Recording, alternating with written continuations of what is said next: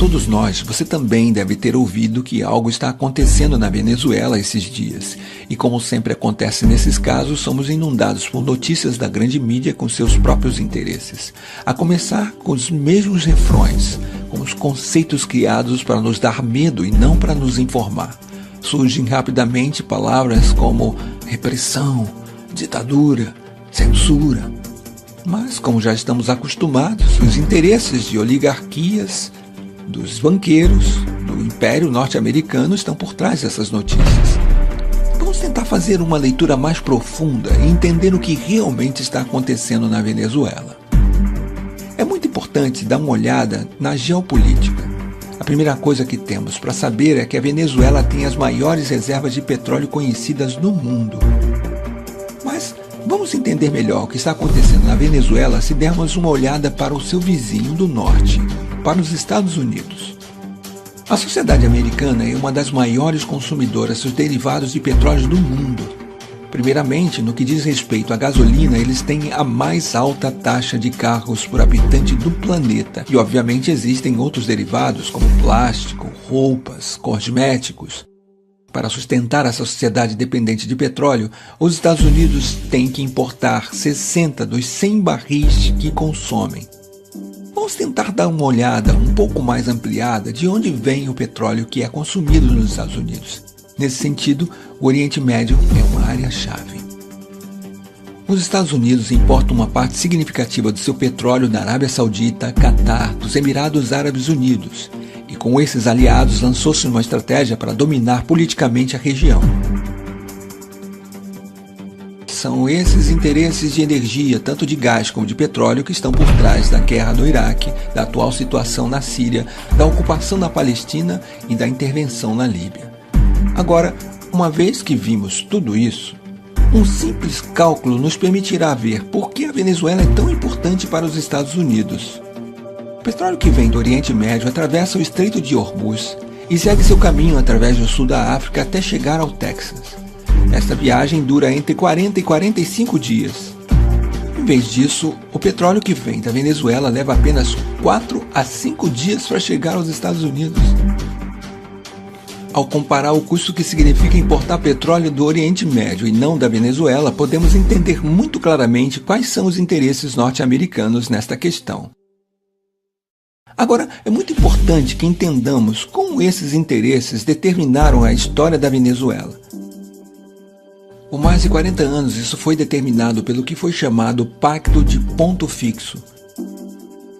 Foi um pacto político entre a Ação Democrática e o COPEI, o Comitê de Organização Política Eleitoral Independente. Através desse pacto, eles concordaram em um programa político comum, e a única coisa que mudava era que eles alternavam no poder de acordo com as eleições. Esses dois partidos de direita sequestraram completamente a democracia venezuelana por mais de 40 anos, defendendo apenas os interesses das oligarquias e deixando o povo venezuelano sem qualquer representação. O que eles garantiram durante os 40 anos no poder foi um petróleo barato para os Estados Unidos. Isso causou muita pobreza ao povo, que começou a se manifestar cada vez mais forte. Em fevereiro e março de 1989, essas manifestações já atingiram seu pico, até que foi chamado de Caracaço. Este marco histórico triste para a Venezuela significou a ordem do governo venezuelano para atirar nos manifestantes. Morreram mais de 3.000 pessoas em uma semana. Entre os comandantes militares que se recusaram a atirar nos manifestantes durante o Caracaço se encontrava um muito particular, o comandante Hugo Chávez Frías. Logo depois que tentaram derrubar este regime assassino da oligarquia através de uma rebelião militar que não funcionou, o comandante Chávez se candidatou às eleições e foi assim que ele foi eleito, em 1998, presidente da República da Venezuela. O governo do comandante Chávez significou uma mudança histórica para os venezuelanos e venezuelanas. Primeiro de tudo, por causa do enorme fortalecimento da democracia no país. Começou reformulando de forma democrática todas as instituições do Estado através de uma Assembleia Constituinte. Nos 15 anos que levaram a Revolução Bolivariana, foi dada a cifra incrível de 19 eleições, das quais 18 foram vencidas pelo processo revolucionário. Esse processo de democracia representativa permanente também foi completado por um fortalecimento da democracia participativa na Venezuela. E os avanços resultantes das políticas sociais também têm sido muito importantes. A pobreza passou de 54,2% em 95 para 23,9% em 2012. A mortalidade infantil diminuiu em 50%. A saúde e a seguridade social somam atualmente 21% do orçamento do Estado venezuelano. As matrículas universitárias foi de 800 mil para 2.600.000 atualmente. E a Venezuela conta com 75 universidades públicas. Já foi erradicado o analfabetismo em todo o país.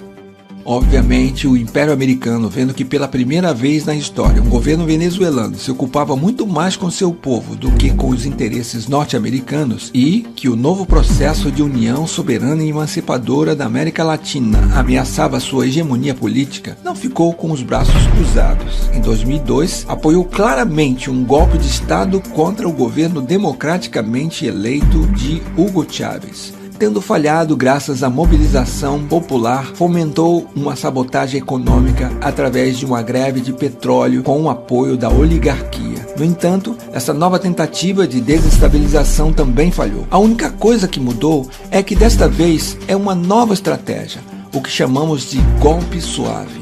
O primeiro passo é a guerra econômica. Por mais que se tenha feito muitas mudanças na economia venezuelana, o país ainda depende muito das importações para satisfazer as suas necessidades básicas. E a mesma oligarquia que historicamente criou essa situação está tentando se aproveitar agora dela. Por um lado, alguns industriais ligados à oligarquia, que quer acabar com o processo bolivariano, está tentando criar escassez de produtos básicos para criar descontentamento na população. E do outro lado, alguns setores importadores que também querem acabar com esse processo estão especulando com dólares em vez de usá-los para importar produtos de necessidades básicas para o país. Isso demonstra mais uma vez o cinismo da oligarquia venezuelana disposta a tudo para voltar ao poder. Agora vamos ver o segundo e talvez o mais importante dos eixos do golpe suave. Este é a manipulação midiática. A oposição golpista venezuelana tem duas facetas, uma que se mostra pacífica e a outra que é claramente violenta. E certos meios de comunicação, tanto na Venezuela como no exterior, se converteram no eixo central dessa estratégia de golpe suave. Ao manipular de forma totalmente vergonhosa os fatos que estão acontecendo na Venezuela, eles querem fazer o mundo acreditar que o governo venezuelano está reprimindo duramente simples manifestantes pacíficos. Mas esse roteiro nós já conhecemos e não cairemos mais facilmente nessa armadilha.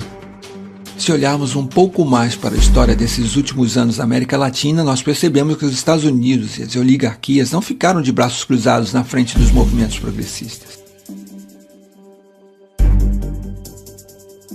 Primeiro foi a tentativa fracassada de golpe na Venezuela em 2002.